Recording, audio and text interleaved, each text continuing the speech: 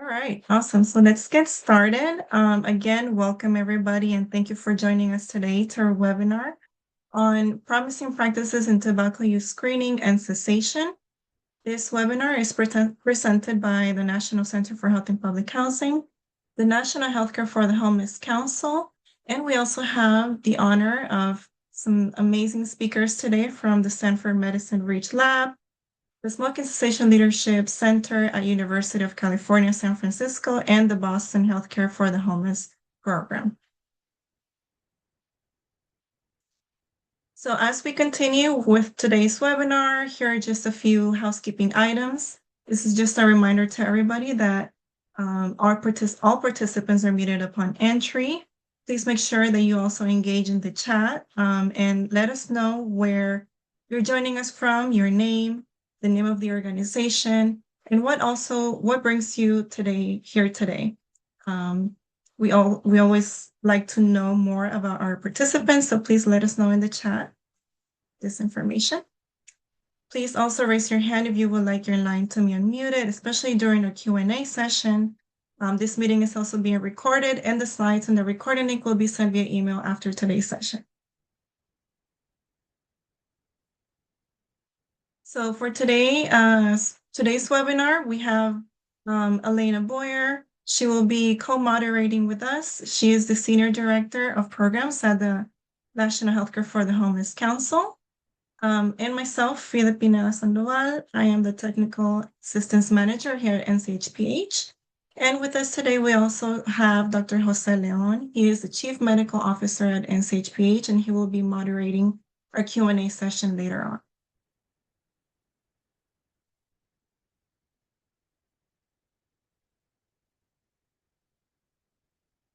The mission of the National Center for Health and Public Housing is to strengthen the capacity of federally funded public housing primary care health centers and other health center grantees by providing training and technical assistance.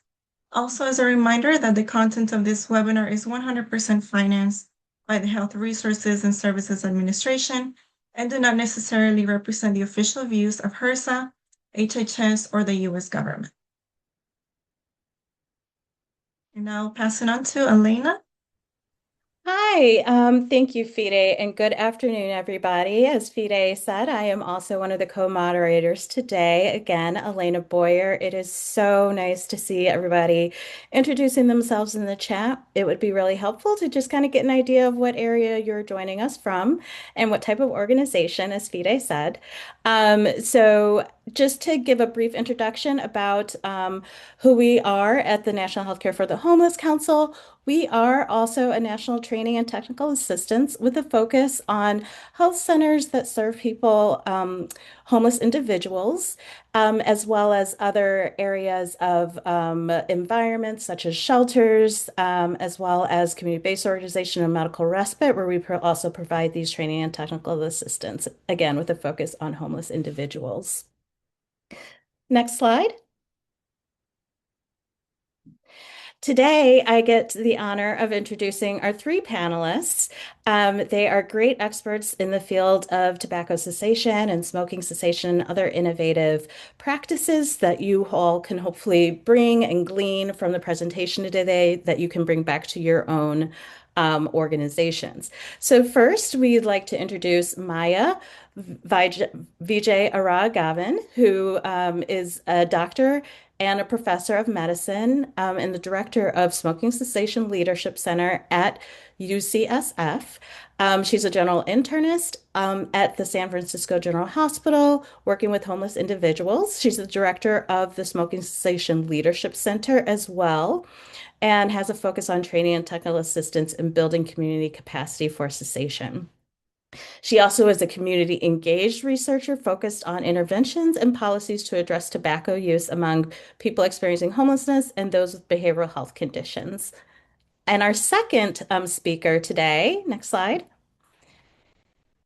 is also a good friend of the council, Dr. Travis Baggett, who is an associate professor and director of research at the Boston Healthcare for the Homeless Council, as well as a physician investigator at the Massachusetts General Hospital as well as an associate professor of medicine at Harvard Medical School. He is the director, again, of research at the Boston Healthcare for the Homeless program.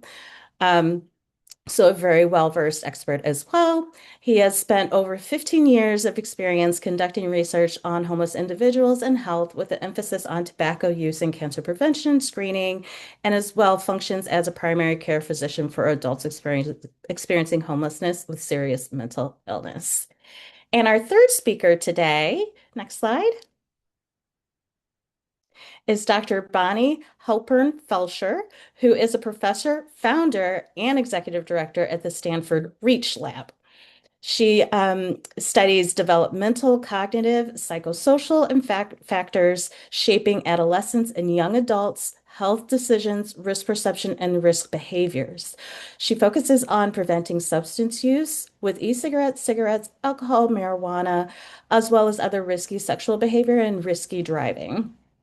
She also uses research methods and evaluates interventions across children, adolescents, young adults, and parents. So we have an exciting panel of great experts here to share their work and experiences and promising practices with you all today. So hopefully you will again take away some great lessons and learned lessons and innovative practices you can bring to your organization.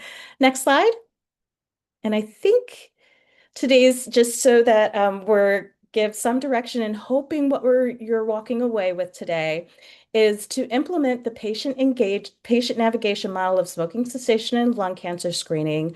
We hope that you are able to implement up-to-date promising practices within health centers and share resources related to addressing tobacco use among youth. And I think that takes us to our first speaker. Next slide. Perfect. So at this point, Maya, I'm going to hand it over to you. Thank you for joining us.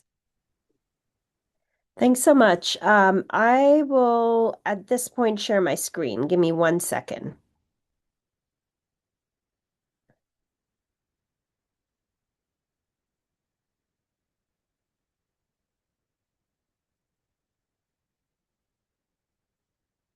How does this look for everyone? This looks great. Thank you. Perfect. So, really nice to be here today. Thank you so much for inviting me, and really excited to be presenting with Dr. Baggett and Dr. Halpern-Felsher as well. I'm going to talk about just the basic principles of tobacco treatment, and there are a few objectives to this presentation. I'm going to talk about guideline recommended tobacco treatment, the use of counseling and pharmacotherapy, so best practices on that, the use of pharmacotherapy for people with mental health and substance use conditions, and describe some of the controversies around the use of e-cigarettes for smoking cessation as well.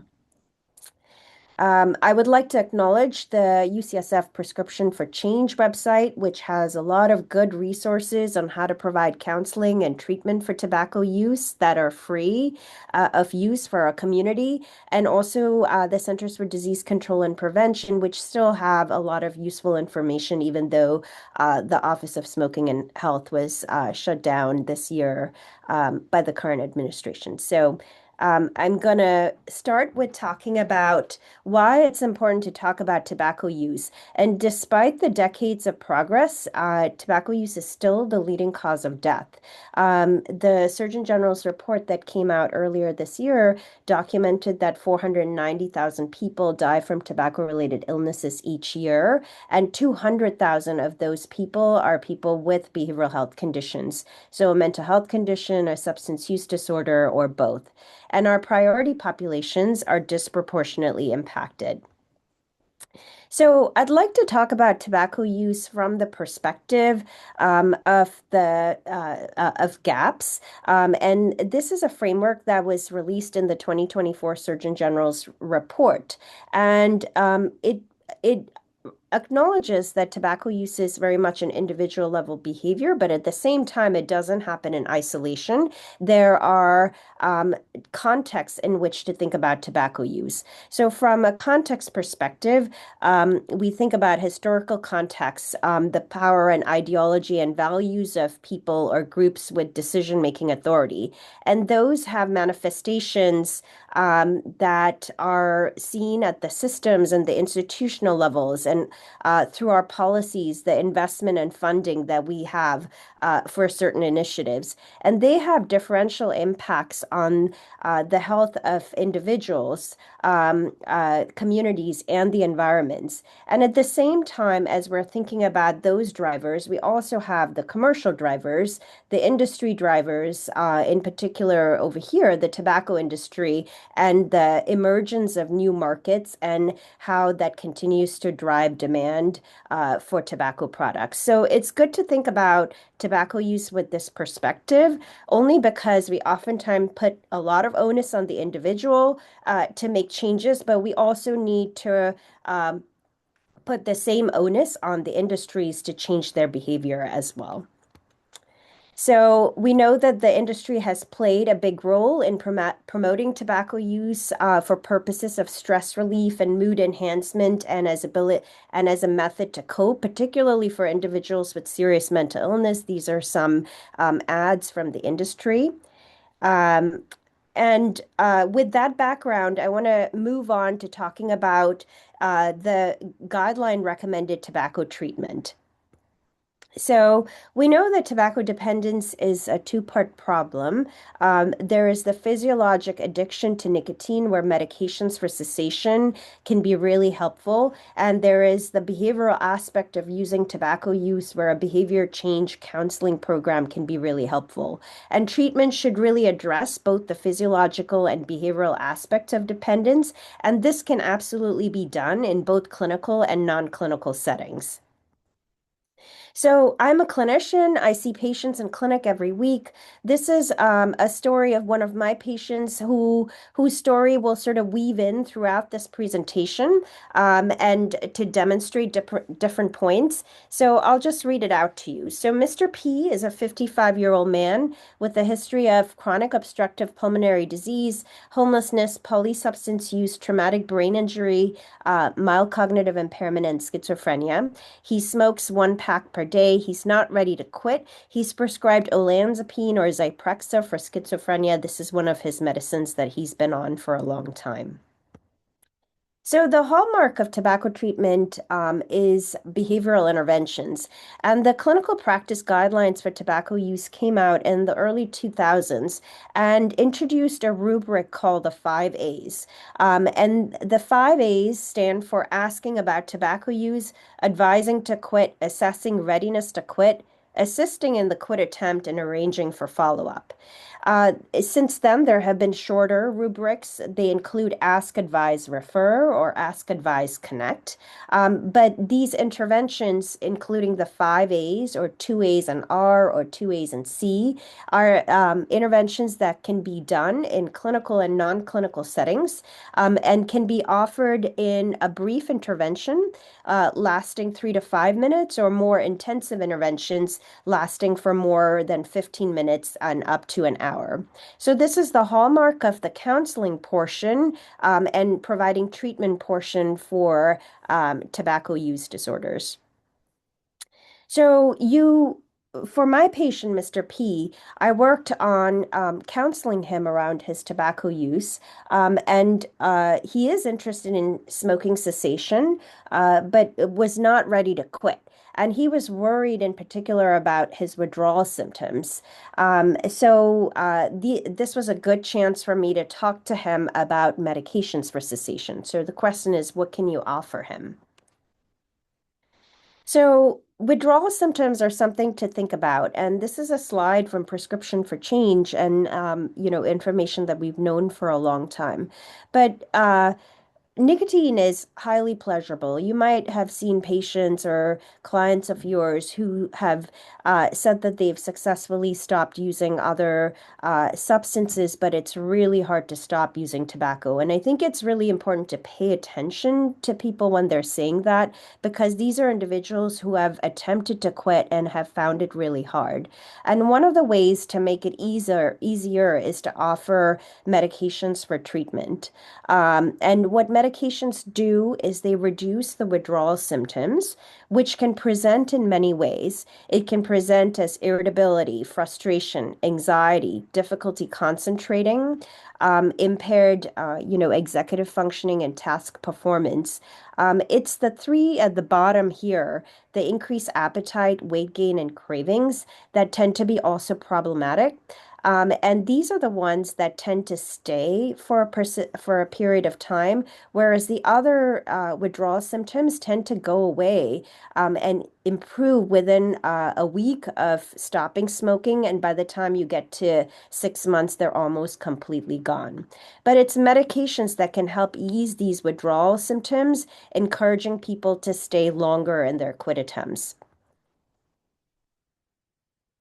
So, what is guideline recommended treatment? So, we talked about cognitive behavioral therapy or motivational interviewing, but pharmacotherapy for physiologic dependence that are FDA approved include nicotine replacement therapy, bupropion, and varenicline.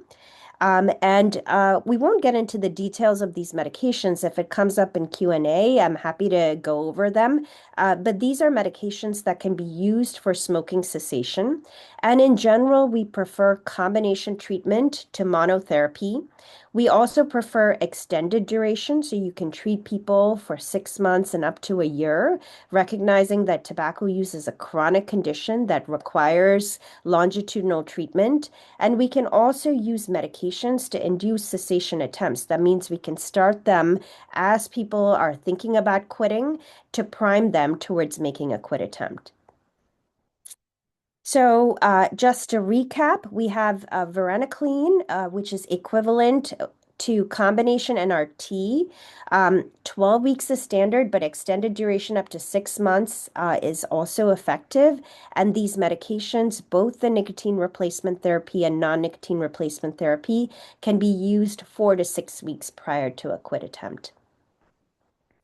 So, questions do come up about tobacco and substance use, and it certainly comes up for my patients and some of our participants in shelters and in permanent supportive housing where we're at for our research studies on what to prioritize first.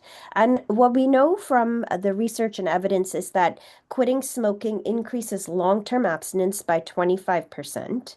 It does not interfere with recovery from other substances, but we do need to pay attention to the fact that for many individuals, tobacco and substance use go hand in hand, and then use a case-based or patient-centered approach for individuals to, think about whether it is feasible for them to quit tobacco with other substances. We recommend that people do attempt it because their chances of being abstinent from other substances is much higher. But we also integrate a case-based approach. And from a research perspective, it calls for interventions that integrate both tobacco and substance use in the treatment strategy. So let's talk about this particular situation of cessation medications and mental health. There might be some reticence among providers, particularly for people with serious mental illness, to treat tobacco use, given the connection and the high prevalence of tobacco use among people with serious mental illness. So for my patient, Mr. P, his schizophrenia was treated with olanzapine. And, there was a time that I was wondering whether it would be safe to prescribe cessation medications. And that I've heard some providers being reticent to using medications for patients with serious mental illness conditions. So what would you do? So it's good to think through some of the evidence behind it. In the early 2000s, there was a black box warning for one of the medications, varenicline, for smoking cessation for people with serious mental illness. But since then, there have been a lot of clinical trials, meta-analyses that have shown that these medications are safe and efficacious to prescribe among people with serious mental illness who are interested in stopping smoking. One of them is the Eagles clinical trial, and this trial results came out in 2016. It included, it's a randomized control trial, so there are two groups. One group uh, was a group that had psychiatric conditions. The other group did not have any psychiatric conditions. This trial was done in 16 countries, 140 centers, and each group was treated with NRT, nicotine replacement therapy, varenicline, and bupropion. And what they found was that there were no major neuropsychiatric side effects, that treatment efficacy was that the treatments were of providing NRT and varenicline and bupropion were more efficacious than placebo.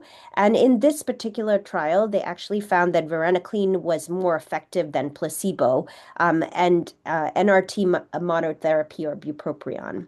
So the takeaway from this trial was that it was safe to prescribe varenicline and other medications for cessation for people with psychiatric conditions, and the current practice does recommend that we do so.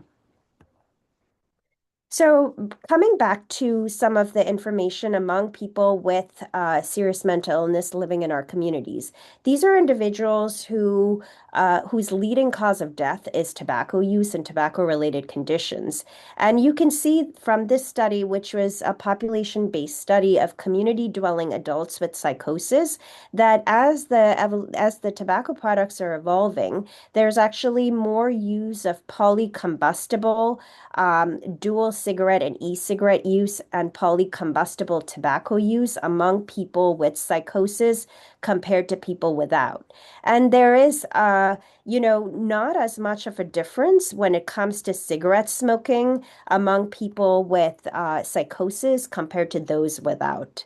Um, Interestingly, we also see that despite the higher prevalence of poly tobacco use among people with psychosis, they're also more likely to attempt to quit and use cessation medications or use any of the approaches to quit tobacco use. So, although rates of use are high, this population is very much engaged and would benefit from help for tobacco cessation.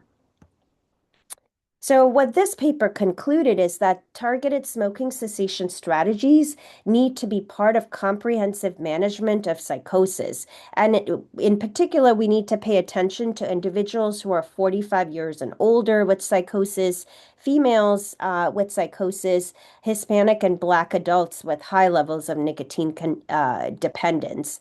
And we also need to build greater awareness and increase education among clinicians to offer treatment and pay attention to co-use with other substances, particularly cannabis. Okay, the last topic is around e-cigarettes and cessation. So my patient had tried NRT, was able to cut down. It was really interested in quitting after this continuum of his efforts, and had heard about e-cigarettes and wanted to try them. So came to me with the question on what I would recommend. So you all are aware that there has been an evolution in the electronic nicotine delivery system, or ENDS, and they have evolved from first generation to second to third and fourth, which are the pod systems, which can be disposable or refillable and have increased nicotine delivery compared to the first generation. The newer products also have what's called nicotine salts, which are different acids that are added to the e-cigarette devices that can increase palatability and product appeal and allow for higher nicotine concentrations. They also come with many flavors, which can be sweet, which are sweetening, and create a multisensory experience that can appeal to young people and can be directly toxic. So, what's the evidence to date? E-cigarettes are currently not FDA approved for cessation in the United States. We have the 7 FDA approved medications that include nicotine replacement therapy, varenicline, and bupropion. And there are clinical trials that have shown that e-cigarettes can effectively deliver nicotine to people in those clinical trial conditions, and that they can be effective in helping people stop combustible tobacco use. But when you look at population level data and consumer use of e-cigarette products, there's really mixed evidence that it supports cessation. The caveats around the availability of e-cigarettes are also that it increases youth initiation, and we are seeing, dual use of cigarettes and e-cigarettes as well, which can be harmful. And I'm certainly seeing this in my work in the shelters and in permanent supportive housing. So how do you balance this evidence? So for me personally, and this is my personal sort of pragmatic approach of when my patients come to me and they want to try to use an e-cigarette to quit tobacco use. What I tell them is I really capitalize on their intention and motivation to want to quit. And I start with that, validation that it's really great that they're interested in stopping. And I do encourage them to use FDA-approved aids for cessation first. And if there are reasons for why it didn't work, I go back to thinking about how we can change the prescription and the ways that they used it to see if it could work. And I do encourage complete cessation of combustible tobacco. And if they wanted to use an e-cigarette, then I make sure that they stop their combustible tobacco completely, and I do not encourage dual use. And once they're confident in their tobacco cessation, I also encourage e-cigarette cessation, so not something that they continue indefinitely. And there is evidence that is coming out on the use of nicotine replacement therapy and varenicline for vaping cessation. So if people are finding it hard to stop their vapes, these medications are available for vaping cessation as well. So some other, cessation programs that are and research that's coming out on vaping cessation. So there's young adult focused texting programs. There is a newer medicine that is available in Eastern Europe and is being considered in the United States as well. So cytosine and counseling, as well as varenicline for vaping cessation. So I'm going to stop and pass it on to my colleagues by ending with tobacco use is a behavioral health issue. We should really be using all opportunities in primary care, behavioral health, pediatrics, obstetric care, reentry to address tobacco use. There is really great evidence to suggest that addressing tobacco use, helping people with smoking cessation, improves mental health.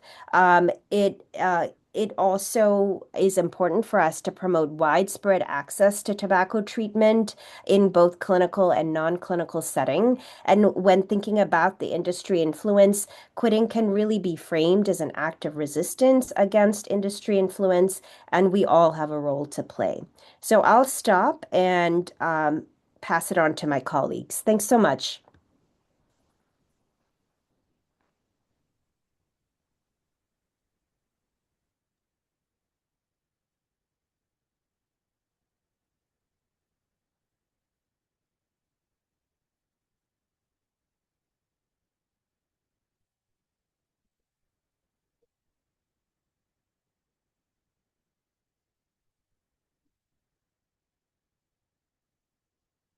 Right. So just confirmation from the panel that folks can see my slides okay? Yep, you're Looks good. good. Okay, very good. I'll just echo my gratitude for being invited to speak here and to share some of our work from Boston Healthcare for the Homeless program that touches on both lung cancer screening as well as lung cancer prevention through addressing tobacco use.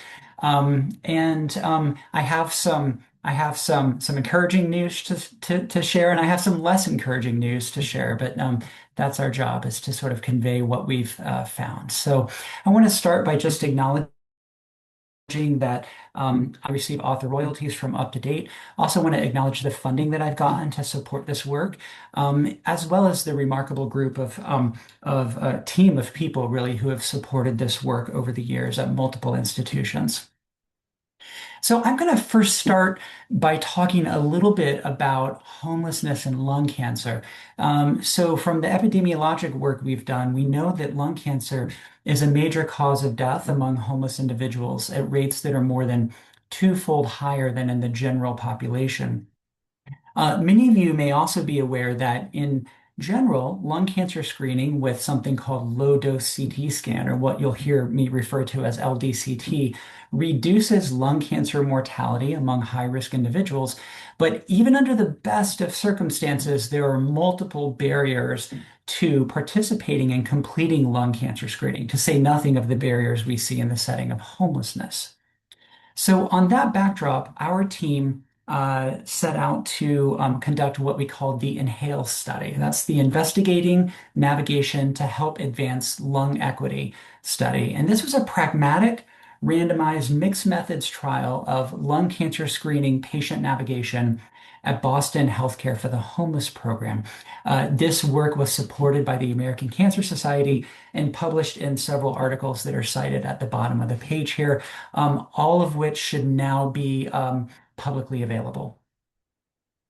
So what is patient navigation and why would we test it out? Well, in short, patient navigation is a strategy for guiding individuals or patients through complex health systems. That's what it is in a nutshell in the broadest sense. We know that in the setting of cancer care and cancer prevention, there's a really robust evidence base that patient navigation improves cancer screening participation in a variety of vulnerable populations. But when we set out to do this work, there's actually very limited evidence of it being useful in a homeless healthcare setting outside of a couple of pre and post studies. I felt like it really held appeal in the setting of homelessness because, as all of you are aware, this is a population that has numerous competing priorities as well as difficulty accessing care. Lung cancer screening is really a multi-step process. It's crossing over patient community-based clinics to often hospital-based imaging centers. And patient navigation at its root is an interpersonal intervention, and because of that, it has the ability to provide sort of tailored interpersonal assistance to people. So what was the navigation intervention itself? So first of all, navigators were non-clinical staff with college degrees who underwent focused training. They followed a structured but flexible patient-centered protocol that was oriented around several core duties. And that included providing lung cancer education and lung cancer screening education, facilitating PCP shared decision-making visits, assisting in making and attending lung cancer screening LDCT appointments, arranging follow-up tests and appointments, offering tobacco cessation support to those who are currently smoking, and coordinating care across teams and settings. Travis, just as you transition, I'm so sorry. You keep cutting in and out. Maybe if we turn your video off, it might be a little bit smoother. I'll try I'm that. so sorry. You're doing great. I'm sorry. Let me cut off my video and see if that works. We love to see your face, but thank All you so right, much. let's give it a go. And just chime in if if I'm still cutting out. So to be eligible, people needed to meet the Medicare lung cancer screening criteria that were in place at the time that we did the study. They also had to have had a lifetime history of homelessness, a primary care provider at Boston Healthcare for the Homeless program, and to speak English because that was the only language spoken by our navigators. We recruited participants using primarily phone-based screening because we launched this during peak pandemic years, but we were eventually able to do in-person outreach as well as primary care provider referrals. When people were enrolled, we randomized them in a 2-to-1 ratio to get usual care with or without patient navigation. And that was because we wanted more individuals to get navigation than to not get navigation. And we stratified our randomization by homelessness status, that is, whether someone was currently versus formerly homeless, because BHCHP, like many healthcare for the homeless programs, cares for individuals even after they've transitioned out of current homelessness, and because we thought that their homelessness status would likely impact their outcomes. This table shows who was enrolled in our study, the 260 folks. Their mean age was 60. It was a little over 70% men, was racially and ethnically diverse. You see, because we did our recruitment during peak pandemic years, only about 1/3 were currently homeless. The balance were formerly homeless, but many of those individuals were still in somewhat precarious housing situations. Serious psychological distress, drug use disorder, and alcohol use disorder each impacted about 1/4 of participants, and about 85% of folks were currently smoking at the time of enrollment.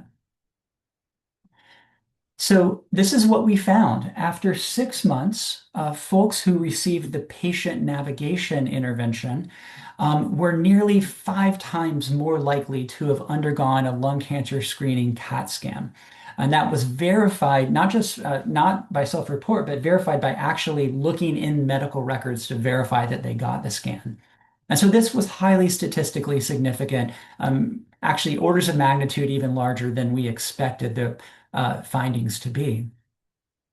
Because we randomized our folks by their baseline housing or homelessness status, we were actually able to look at the effect of the intervention separately among currently homeless individuals and formerly homeless individuals. And there's 2 things that I hope you'll take away from this slide.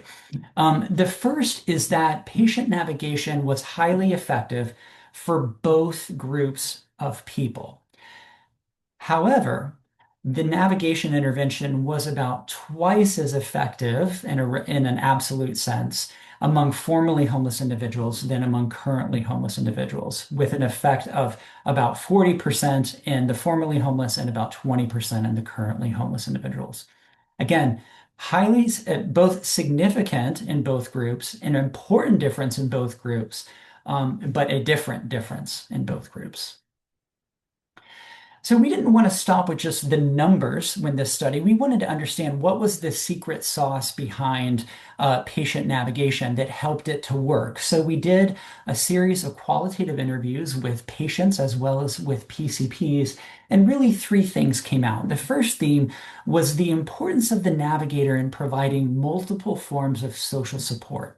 And that included informational support. Her routine of checking up on me and keeping me informed of what my options are, that's the role. She's fantastic at that. The second was emotional and affirmational support. It was nice to have somebody, rooting me on and getting me motivated. And the third is instrumental or tangible support. This is support just getting stuff done. He did all the scheduling. Basically, I just had to show up, and then he would even call me the morning before to make sure that I got there okay. The second theme was around the navigator as a form of care coordination, or as playing an important care coordination role, rather. And this theme really emerged, especially among the providers, who noted that first, the navigator really did a good job of raising lung cancer screening awareness in general. Sometimes they would catch patients who otherwise weren't on my radar because I either hadn't seen them in a while or I was focusing on other acute issues. The navigator also played an important role in offloading and task shifting within the team. And I love this quote. I'm not sure how exactly it's like the Wizard of Oz. They're behind this big curtain and they do what they need to do to make it happen. The third theme was around the importance of the interpersonal qualities of the patient navigator. First was accessibility and reliability, 2 things that are hard to come by for many of our patients. He said, you can call me whenever if you have an issue about it, you can call me, which is really, really, really good. So lots of reallys there. The likability and kindness of the navigator was important. He also had a great demeanor about him. He's real easygoing. And communication skills were seen as really vital. He was very nice and explained it to me very well so I can understand. So, on the backdrop of the success of this trial, we got some follow-up funding from American Cancer Society to launch what we are calling NHCHC, and this stands for Examining Navigation to Help Advance Nationwide Cancer Equity in Healthcare for the Homeless Settings. And the objective of this grant, which is currently ongoing, is to answer the question, to what extent and how is cancer patient navigation being used in the 298 federally funded healthcare for the homeless programs? As many of you know, HCH programs are HRSA-funded, federally qualified health centers that receive funding specifically to provide care for individuals experiencing homelessness. So preliminarily, this is what we found so far. We have reached, through our survey, 134 HCH programs. If any of you out there are part of these programs and responded yourself, thank you. Of those, about 1/3 report that they offer a formal program of cancer patient navigation, which was higher than we've expected. We did a follow-up survey of those programs, and of the 25 programs that said they had cancer patient navigation, you'll see that navigation for cervical, breast, and colon screening was quite common, but navigation for lung cancer screening, which again is the leading cause of cancer death in our patient population, was only about 36%. Of the 91 programs without cancer patient navigation, 84% cited lack of funding as a major barrier. Okay, so what is the take home for the cancer patient navigation stuff that I've presented? First, cancer patient navigation is an evidence-based way to improve cancer screening in marginalized patient populations. We know this. Our findings that I just presented suggest that its effectiveness extends to patients with past or present experiences of homelessness. The second that we know preliminarily is that cancer patient navigation is currently being used by about 1/3 of US HCH programs that have responded to our survey, but only about 1/3 of those address lung cancer screening. Lack of funding is a major barrier to the broader deployment of cancer patient navigation in HCH settings. So I've talked a lot about lung cancer screening, and you would, I think, rightfully ask, well, what about the primary prevention of cancer? Like, okay, early detection is great, but what if we can prevent it in the first place by addressing the leading cause of lung cancer in our patients and others, and that's smoking? And Maya walked through this really nicely, and I'm just going to summarize the work that we've done. We've actually done a little more work in this area than in lung cancer screening, but so I'm kind of backing into this. But so what we know from our work is that about 3/4 of HCH patients smoke cigarettes. We also know that tobacco contributes to about 1 in 5 deaths among HCH patients at rates that are 3 to 5 times higher than in the general population. We also know that most of these patients want to quit smoking, but the actual quit rates are fairly low. We also know from our work and the work that others have done that conventional treatments haven't worked super well, although data are somewhat lacking in this regard. So on that backdrop, we've actually done a couple of studies looking at the potential impact of something called contingency management. Many of you may be well familiar with this.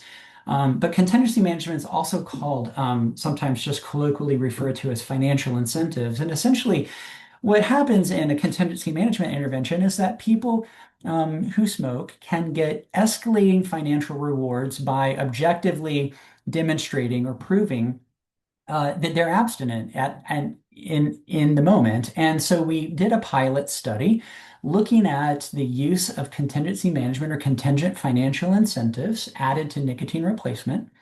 We asked people to demonstrate abstinence by doing a carbon monoxide breath test.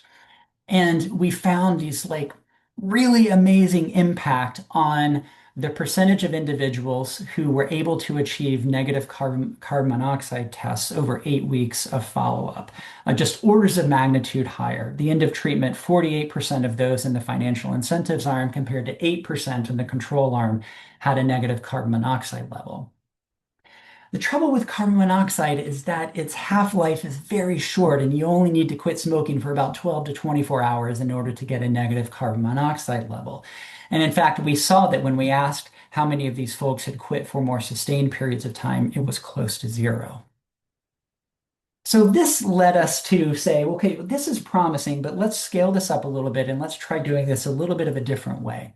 And so we got a follow-up grant to do this, and this work is not yet published. We're writing the paper now. The results are in clinicaltrials.gov with the NCT number at the bottom there.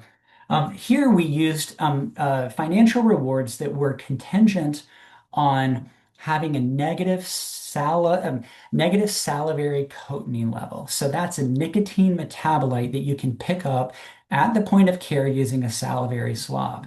So this one is a little bit harder because you have to quit for like 3 to 5 days in order to get a negative salivary cotinine level.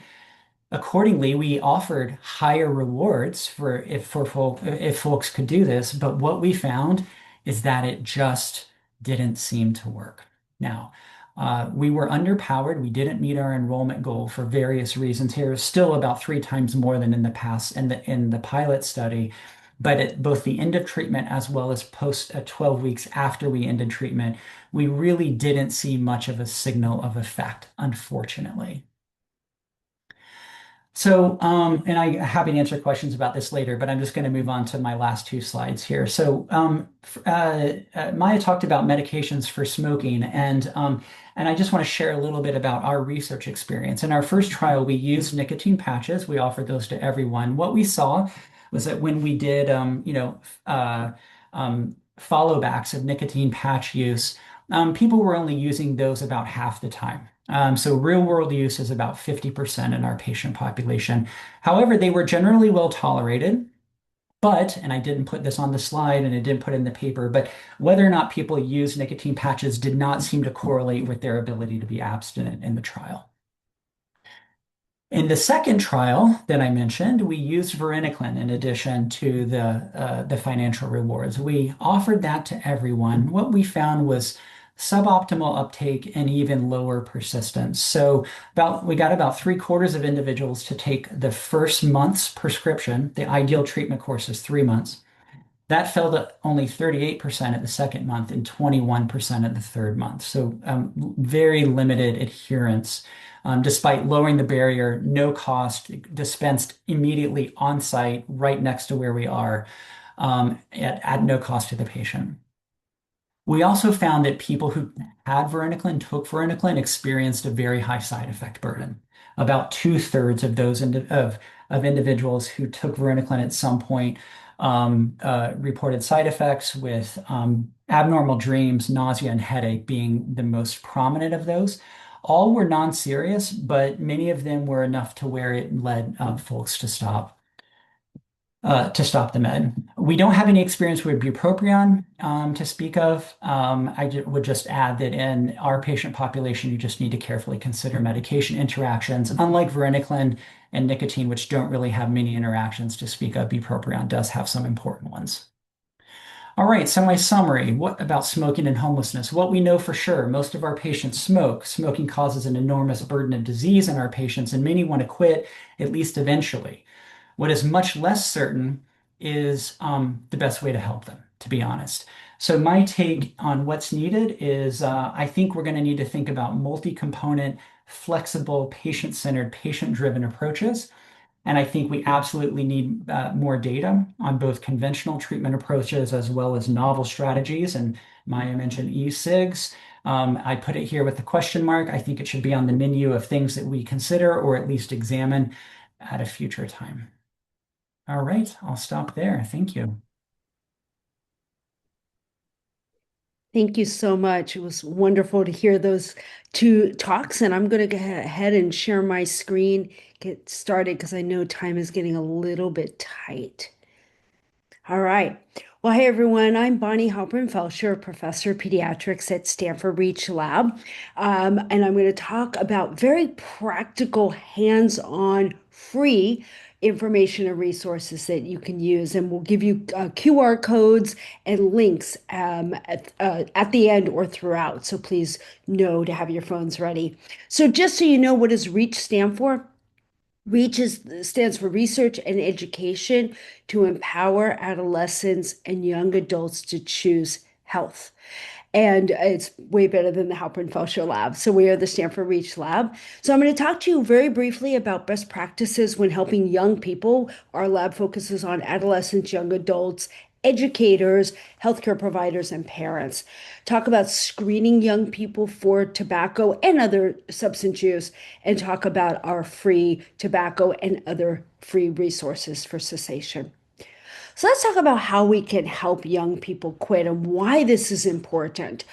One of the things that I'm sure you all know this or you wouldn't be here today, but particularly for youth, we are seeing, well, not particularly for youth, we're seeing a tremendous number of young people and adults who are addicted to tobacco/nicotine, but not everybody realizes how much teenagers are addicted. So we know through lots and lots of data that my lab has published. This is a most recent paper that came out from some of my colleagues, that they were showing that the percentage of young people who are vaping using e-cigarettes on a daily basis, or 20 out of 30 days in the past month, has gone up dramatically. And that is one of your earliest markers of addiction or dependence, is that you're using daily or very regularly. But what's also sad is to hear, and part of why we're here, is that so many young people are having trouble quitting or unable to quit or not using the best methods. I don't have a slide on it, but I had published a paper not long ago on adolescent quit attempts showing that teens are turning to cold turkey or to their friends rather than getting some of the help that Travis or Meyer talked about. Excuse me, losing my voice. That Meyer or Travis talked about, or others know about, medications, cognitive behavioral therapy, and so on. And this JAMA network study showed the same, that many young people are having unsuccessful quit attempts. So there's a lot of work to do. So let's talk about pedagogy, is the way I talk about it. Like, how do we talk to young people when we're trying to either prevent or help quit their substance use? One of the things that I want you to think about is a continuum of use, so to speak, amongst adolescents and anybody. In any group you go talk to, whether it's one-on-one, small groups, therapy, or classrooms, any group, you're going to have young people who have never used or never used some drugs but used others, all the way to using once in a while, maybe using at a party on Saturday, all the way to dependence and substance use disorder. So my point there is we have to realize and meet young people where they're at. You can't go in and just say, never use, when you've got young people who are potentially using. We need to then speak to them to help them quit, ideally quit, and if not, at least cut back, because that's our idea, is to really promote their health and keep them safe. So thinking about that continuum every time you talk to young people. And then put yourself in young people's shoes. Go back to when you were 12, 13, 16, whatever it might be. Some of you, that's a little bit ago. For me, it was a very long time ago. But thinking, and I don't have time to give you the whole talk on this, but thinking about how adolescents make decisions is really important. So for adolescents, they're weighing risks and benefits just like we do. But when we make a decision, say to buy a car, to buy a house, to buy something, to rent something, whatever it might be, we may fold a piece of paper in half, think about the risks and benefits. We may think about it in our head, even if we don't write it out. To a young person, they're more quick in a lot of their decisions, a little more impulsive, but also we adults tend to weigh the risks more heavily. We tend to think about health risks. We tend to think about the future. A teen cares about here and now, today, and they think about benefits. They're thinking about, what do my friends think? How do my friends feel? Is it going to feel good, look good, make me look cool, whatever. Now, I'm not saying that we talk about benefits, but we do have to help teens balance the benefits and risks, or at least the perceived benefits that they might be thinking, or we're not going to be able to get them to quit or to cut back. So or to not use in the first place, when you go and you say, e-cigarettes are going to make you crash, or cannabis is going to make you crash when you're driving, or e-cigarettes are going to make you throw up and turn green and grow a horn, or any of the things we do. And sometimes we're overdoing it. While they are bad, I don't mean that. There are a lot of health issues, but if we overplay them and a young person says, but I smoked or vaped the other day and I liked it, they don't listen to us. So we have to come at it with their balanced perspective. So that means that we need person-centered interventions based on how students and young people learn and make decisions, not how we adults make decisions. It has to be based in facts and science. We have to keep students safe by empowering them to make informed decisions. And then we have to meet students where they're at. So what can we do? And what are some of the very concrete things we have? So let's talk about some screening and assessment tools. You may be familiar with these, but want to make sure that you are. One is, and we have these on our visit website. I think somebody can put that in the chat on the Stanford REACH Lab website, which is stanfordreachlab.com. Down towards the bottom, under our prevention and interventions, you'll see our visit website. There, we've got this information for you. So one of the things is the S2BI, screening to brief intervention. I'll go over that briefly. The other is the CRAFT. And then we have our healthy futures that I'll explain. And then you can also use hooked on nicotine checklists or other dependent scales. The point is, and I'll show you these a little more detailed, we need to screen all young people. And by the way, screen them often. For those of you who are seeing young people wherever it might be, in clinics, in shelters, in schools, we need to screen them, and screen them often, because sometimes they might say no to using because they don't trust you right away, or their use changes on a regular basis. So please don't just screen them once a year. Keep coming back, having these conversations with them. So the S2BI screener, the basic way to do this that you can see here is very simple. All you need is 2 or 3 questions to open the door and get them in to know whether or not you need to continue working with them. So have they ever used tobacco, alcohol, marijuana, e-cigarettes? Just have they ever used them at all? And then if so, go into more detailed questions like you see here. Very simple. If there's no use at all, fantastic. Positive reinforcement. Great to hear. Want to keep you safe. How can we help you continue not to use? If they use once or twice, then follow up with them to find out more about what they've used, how often, and so on. And if they're using monthly or weekly, they probably need more interventions like motivational interviewing, motivational interventions to get a plan to help them quit.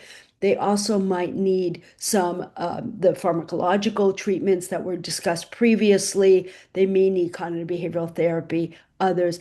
And substance use, particularly with young people, is often associated with other risk behaviors. There's also something called the CRAFT that now includes nicotine. Full disclosure, I was one of the advisors to help bring nicotine into this CRAFT assessment. And you're basically saying during the past 12 months on how many times did you, and ask those questions: alcohol, marijuana or cannabis, vaping devices, and so on.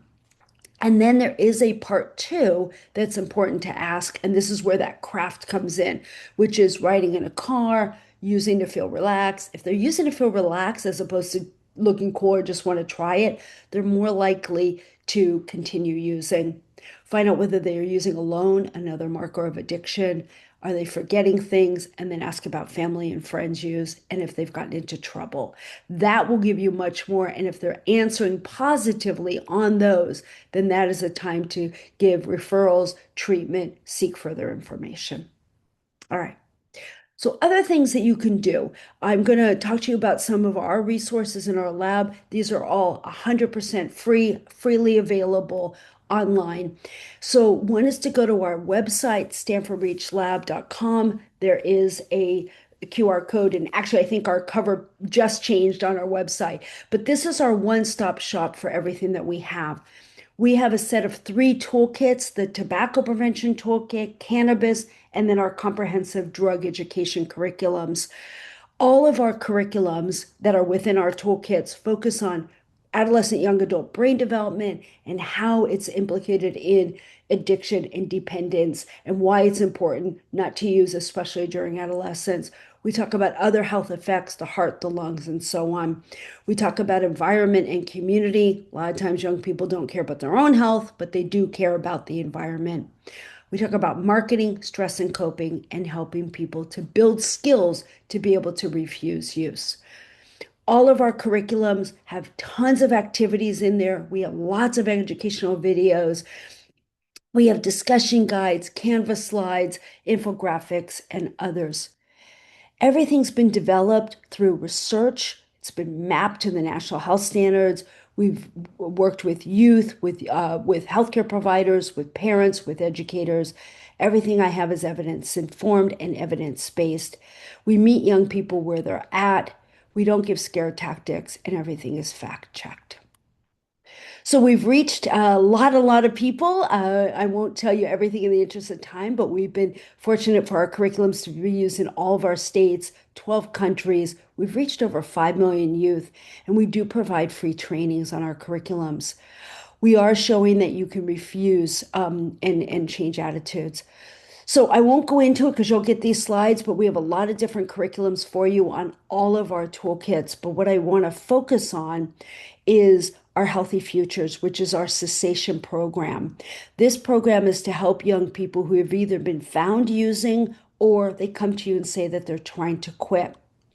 This uses stages of change, motivational interviewing, cognitive behavioral therapy, and all the salient issues involved in young people. We've got a My Healthy Futures and an Our Healthy Futures.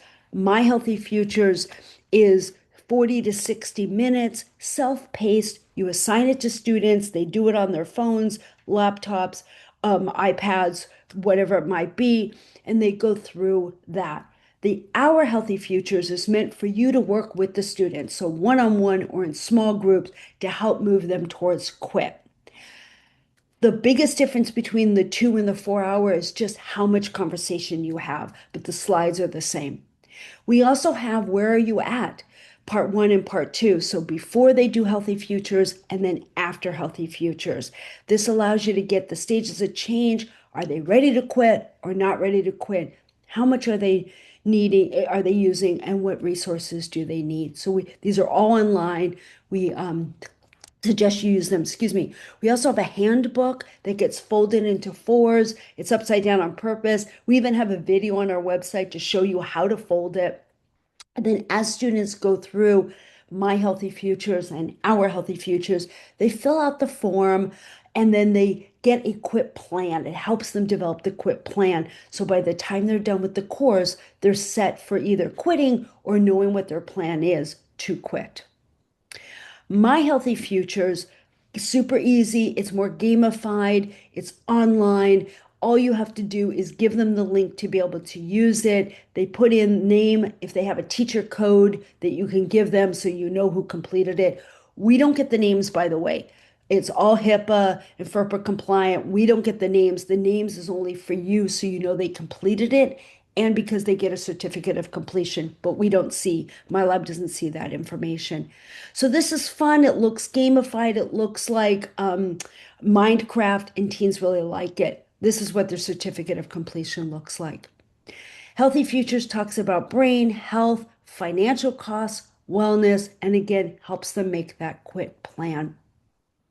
So please check that out. I know this is lightning fast. I've got a lot of other resources that we can help you use that. But My Healthy Futures and Our Healthy Futures, we're showing changes in and reduction in young people's use. So we've got a couple of other resources I want you to know. One is called Becoming a Trusted Adult. These are 10 videos. The total is an hour to help you learn how to talk to teens and young people to get them to quit, how to help them understand about substance use. We have a psychologist actually working with a young person to help them with a young person to role play what that motivational interviewing looks like. We have a lot of other videos for you on box breathing, marketing, substance use marketing, brain drugs in the brain, and then refusal skills staying true to you. So check those out. Put them in your clinics, send them home, send them to youth centers, shelters, whatever you need, and these are very helpful. And then we also have a whole bunch of infographics in many languages that you can also print and post and put around. We have cost calculators. These are gamified to help young people realize I'm spending a lot of money on my drugs and I could use that money for something else. We do free trainings. Like I mentioned, if you're interested in free trainings, what just happened? There we go. If you're interested in free trainings, please let me know. And then there are other quit resources. Maya mentioned these as well. In addition to ours, This is Quitting, Becoming an X from the Truth Initiative. I also give a lot of talks. I've given about 30 seconds to things, but I have a whole bunch of talks that we are doing on fentanyl, on other substance use, on the new nicotine pouches. So feel free to sign up for those. We also have our annual cannabis conference. This is not free, but if you are struggling with finances, let me know. This is something else you can sign up for. It's not just the REACH Lab, it's people across the country speaking about substance use prevention and intervention for young people. And then finally, sign up for our newsletter. And for any questions you have, we actually just sent out the newsletter today, but I'm happy to send it to you if that is something that you would be interested in. So please do that. And there is my email at the end. You can also follow us on social media where we push out a whole bunch of updates on a regular basis. Thank you so much. Thank you very much.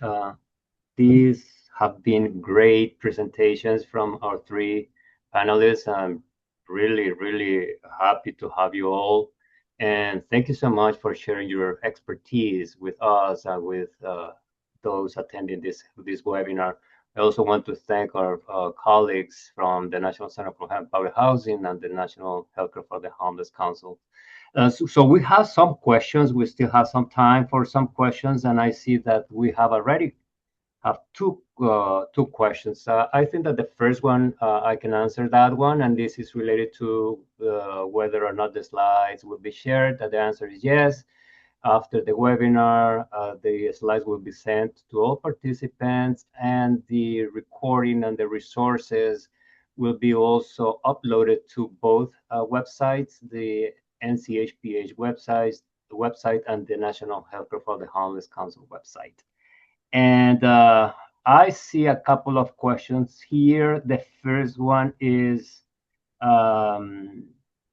related to patient navigators, and I'm not sure if Dr. Baggett has already responded, but were the peer navigators able to bill and get reimbursed for their services from the individual health plans?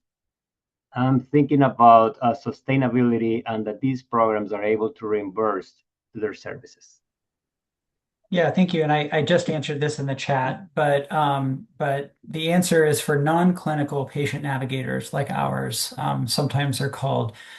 Some examples are peer navigators. Ours were not technically peers. They were just non-clinical navigators with specific training. Those individuals cannot bill for their services, and that's a major obstacle to the dissemination and sustainability of this model. This is an area of active work in the patient navigation community, sort of toward professionalizing this type of intervention and acknowledging its utility and being able to bill for it.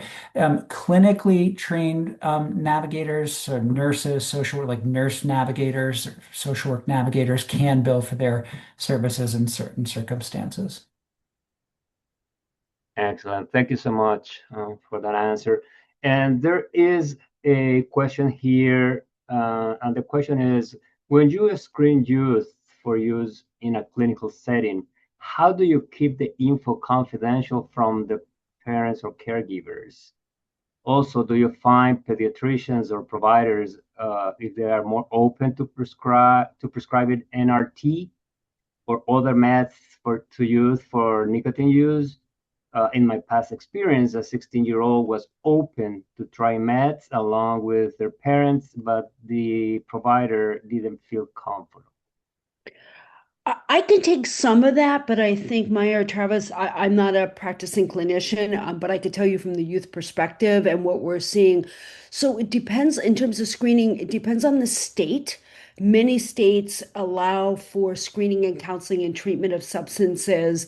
Although tobacco is a gray area in some of those policies we've recently learned, but generally substance use, you can screen, counsel, and treat and have it remain confidential. So ideally, if you are asking questions, screening, counseling to young people, we do what we call in adolescent medicine a parentectomy, get the parents out of the room for 10 minutes at minimum.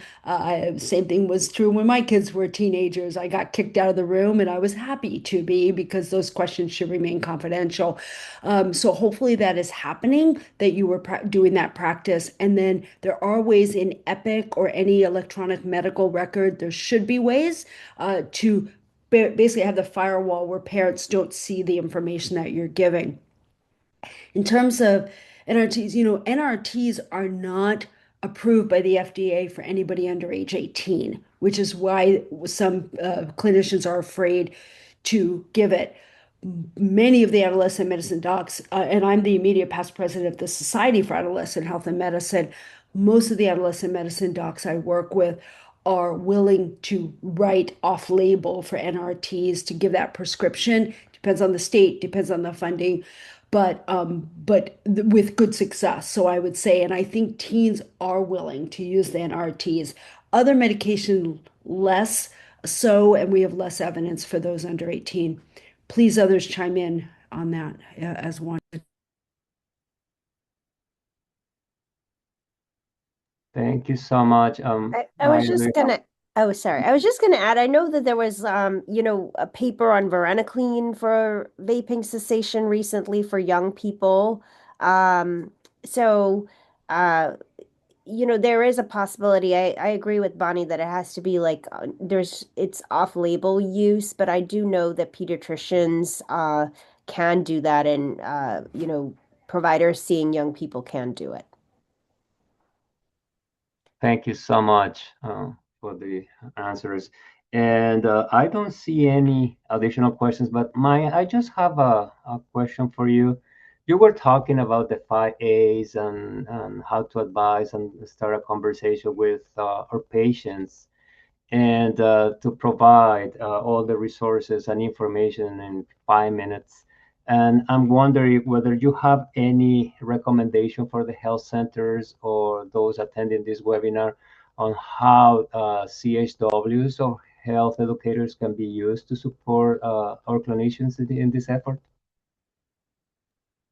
Yeah, absolutely. I mean, I think that the 5 A's is written so that any practitioner who is seeing people who smoke can be trained to offer it. Like we do it with lay health workers and housing sites and shelters. So if there are CHWs, community health workers, working in community health centers, certainly they could be trained to do the 5 A's. And there's evidence also to show that if a patient who's coming for a clinical encounter is receiving that message from the social worker, the community health worker, and the physician, or the healthcare provider, that having multiple people in the team provide the same information can be really impactful and move people along the continuum of quitting. So, to answer your question, CHWs can definitely be trained and integrated into delivering the 5 A's model.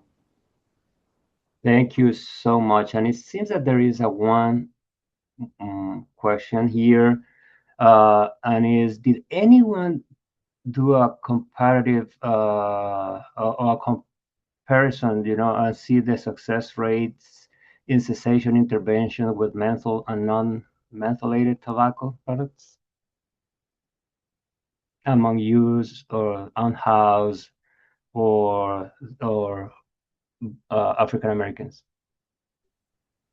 I can speak from our research among homeless adults, we ask actually about whether they use menthol or non-menthol tobacco products, but I haven't actually looked at you know, cessation outcomes based on whether they are using menthol or non-menthol products. I will say a lot of our population or a lot of our the people that we are recruiting in our studies are primarily using menthol products, and we have fewer people using non-menthol products. But curious to know, Bonnie and Travis, your experience. But that's a good question and makes me want to go back to our data. I haven't seen any data on it. I think it's a great question. Travis, have you? Just reinforcing what Maya said, which is that in studies, in a survey that we did of BHCHP patients who smoked cigarettes now 10 years ago, the prevalence of menthol use was incredibly high, over 60%. And we have not looked at our data with regard to baseline menthol use and likelihood of quitting, in part because unfortunately so few people quit in our studies. And so our power to, the statistical power we have to do that is limited. But it's something that I think we should be paying attention to for sure. Thank you so much. And I don't see any additional questions, so I will pass it over to Fide.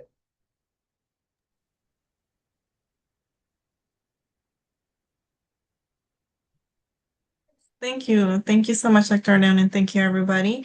So just to remind everybody to please complete our post-evaluation assessment. Your feedback, as always, is always very helpful for us, and it will let us know what things we need to improve on in the future. And also, please let us know what other topics you would be interested in hearing from in the future. And thank you, everybody. Here is our contact information from the National Healthcare for the Homeless Council and from NCHPH. And as always,